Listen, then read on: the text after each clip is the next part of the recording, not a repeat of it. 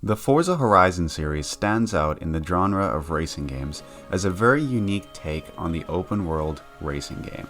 Forza Horizon does something different than other racing games by providing a completely open world experience, where you are free to roam and drive all of these cars in this beautiful open landscapes and have fun customizing these cars to your heart's content. Starting off with Forza Horizon 1. This is by far my personal favorite game in the series. Forza Horizon 1 had so much personality and creativity put into it that you really felt like it was a passion product from the developers. One of the aspects that really showcases this is the fact that the game had a real story. You had characters and you had these missions and you almost had mini bosses like old school racing games where you had to defeat a boss in a race and then you can win their car, which is really cool. The fact that you have to start off as a nobody and earn your way up to become the Horizon champion is really fun, and you get a huge reward at the end of the game for becoming said Horizon champion. Apart from Forza Horizon 3, Forza Horizon 1 also has the best map, in my opinion, of any of the Forza games so far. There's a great variation in the map between all of the different areas of Colorado. You have almost a snowier area, then you have more of the red rock kind of, which has almost a desert feel to it. It's awesome. Forza Horizon 2, the next game in the series, introduced a new feature called Drivatars, which were AI based off of other players that played the Forza Horizon games, and takes this said AI and uses it in your game as a different form of AI racing. While I'm personally not a fan of Drivatars, I think it's a cool idea in practice, but personally I would just get rid of it. Forza Horizon 2 has some of the best graphics we've seen in a racing game to date, and even in 2020 the game still holds up today as an incredibly good looking racing game. Forza Horizon 2 also had some of the best sounds of any racing game. I mean, every car sounds unique, has a unique sound, and sounds really good, and it's super amazing to hear these great sounds. There's also the addition of cross-country races and more of a focus on off-road racing in Horizon 2 in compared to Horizon 1. The map of Forza Horizon 2 is also great. It's not as strong as Horizon 1 in my opinion, but it's still great.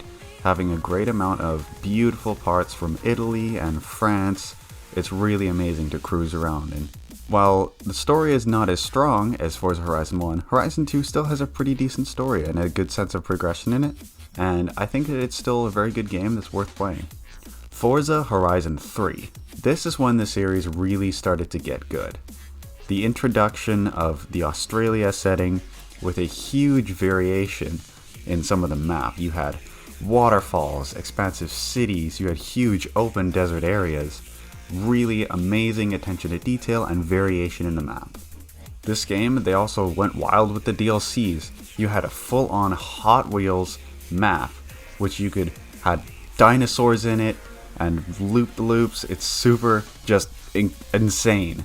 Another DLC they had was the Blizzard Mountain DLC, which for the first time in a Forza game had snow, which was really fun to drive around and kind of experience how cars behave in the snow in a game. They also introduced the auction house in Forza Horizon 3, which allowed you to buy and sell cars instead of just having a expansive car collection build up of cars that you don't even really drive. The story in Forza Horizon 3 is also really good. You enter as kind of a boss figure and you have to build up the Horizon Festival, and you get to choose which outposts you upgrade at a time, so you can focus to build more of a city outpost or a desert outpost or like a suburban outpost. It's awesome that you have the ability to do that.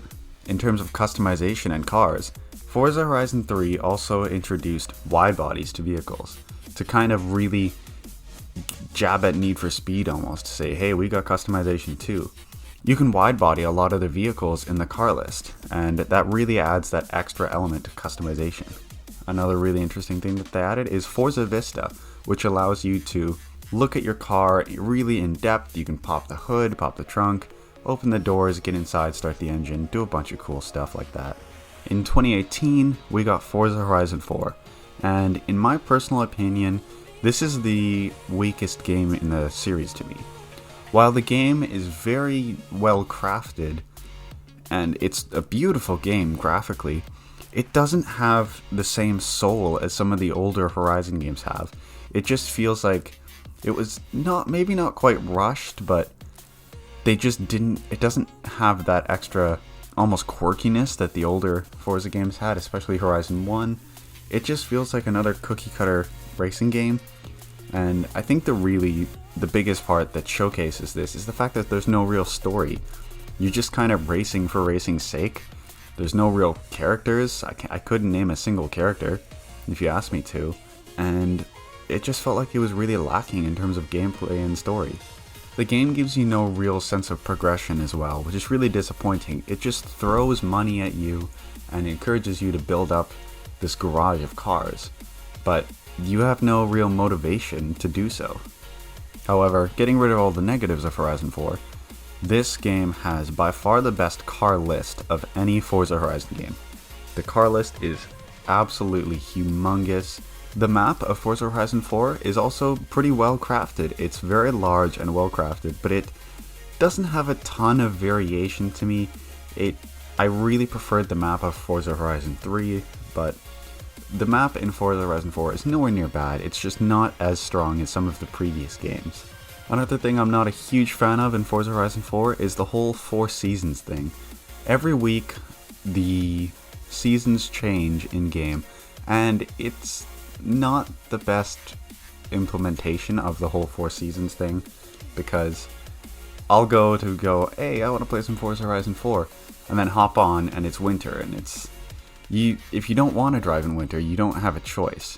You have to drive in whatever season the developers had for that 1 week. And it's just, I feel like they could have implemented it better, where you could be able to actually choose which season you wanted to play in. And maybe they'd have special events every once in a while, like during Christmas time it would be snowy. But I don't know, it's just, I feel like they could have implemented it well, because it's a cool idea, it's just not implemented in the best way possible. Now, for the future of the Forza Horizon franchise, Forza Horizon 5 is still very far away. We still have not even gotten the newest Forza Motorsport game in the series. Typically, the Forza Motorsport games release before the Forza Horizon games, so we already know there is a new Forza Motorsport game coming. However, it's probably scheduled for a 2021 release date, or maybe even 2022.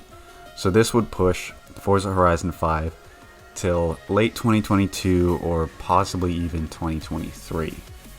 So we still have a long ways to wait for a new Forza Horizon game. However, I feel like that wait is going to be worth it, since Turn 10 will have a lot of time to perfect Forza Horizon 5 and truly make it the game that we've all been waiting for. One of the popular rumors going around has been that the game might be set in Japan, which I think is a great idea.